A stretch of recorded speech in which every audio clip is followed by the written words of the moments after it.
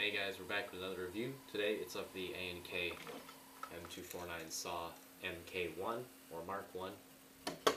This is a pretty big gun. I'm going to try to do my best to keep it in picture. And if I don't, then you won't see it because I'll have made a new video. But, yeah. This gun is a support weapon. It's an M249 Saw. Comes with a 9.6 volt battery. It's a generic A&K. They send all of these types of batteries with their A&K guns. It's pretty low in the milliamp hours, and it charges really quick on my smart charger, so it's probably not the best battery to last you, because it does have a box mag, but I don't have it here.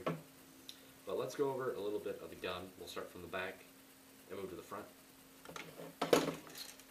The back is the MK-1 style stock. It's just kind of like, there. It doesn't do anything special. It's pretty solid. It does have a rest on it, kind of like some M14s do.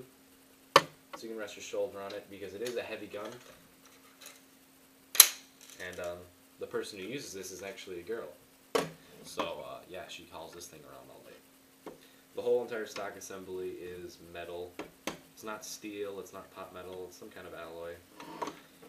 Go back to the body here, it's all what you would expect for a $315 gun. The pistol grip down here is very secure, and it's of the saw type.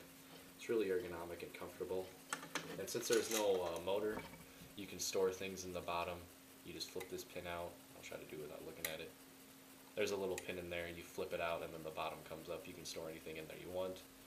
Fire selector, it only has safe and full auto. When it's pushed in on the right, it's on safe. And when it's pushed in to the left, full auto.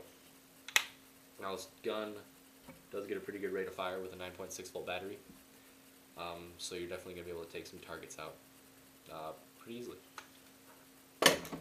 Now the upper cover here does come up. You just press these two tabs in the back.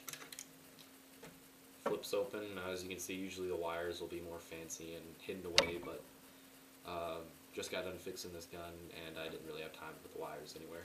But they don't get in the way at all. Close that down. Now your magazine is on this side. It does take M4 style mags like you see here.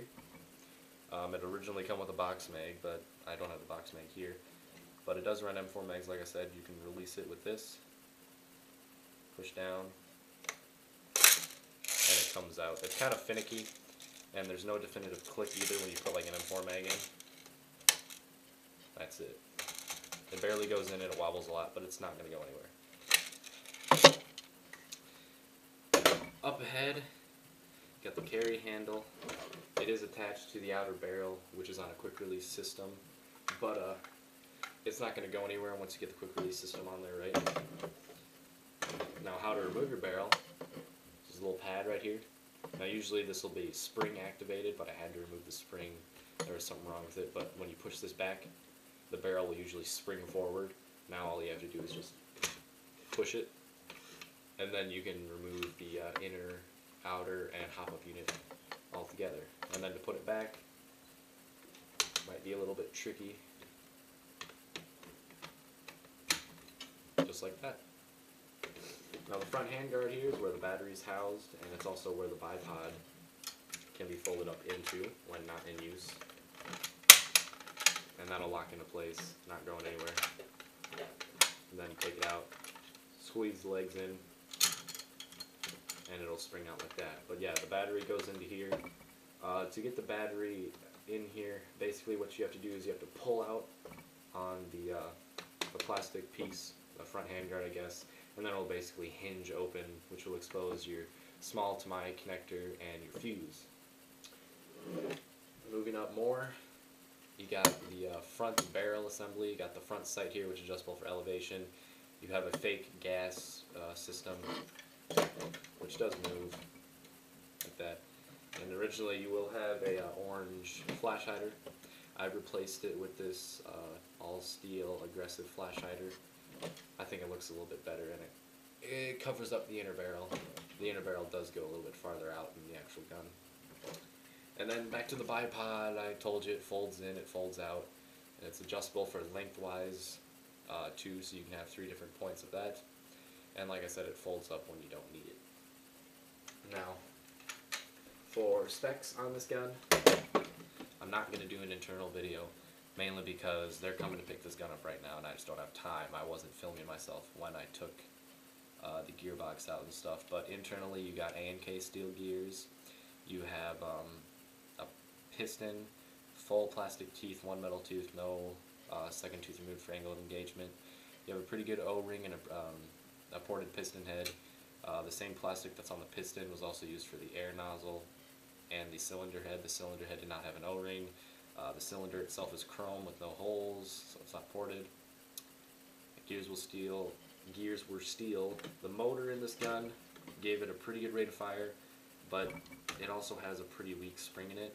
You can probably put an M120 in here and get away with it, but no guarantees. It also does have a quick change spring release system, and if you don't know what that is, it's really simple to do too.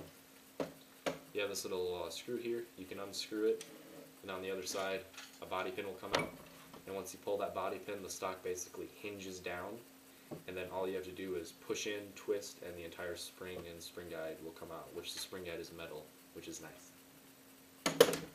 Probably shoots around, I'd say 350 with a .2, just because when I took the spring out of here it was pretty compressed and it was pretty weak.